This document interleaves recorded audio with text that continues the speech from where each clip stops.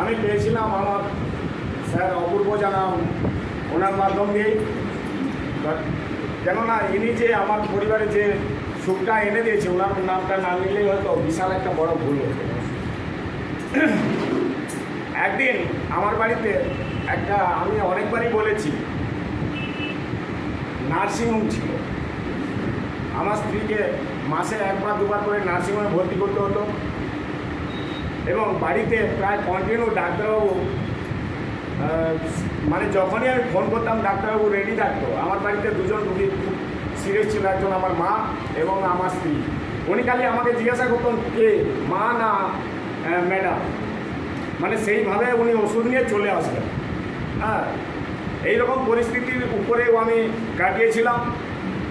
জানি না কোনো জন্মের হয়তো, এই জন্মেই হয়তো কোনো ভালো কাজ করেছিলাম, তাই ডিপার্গোর মতো একটা প্রোডাক্ট পেয়েছি।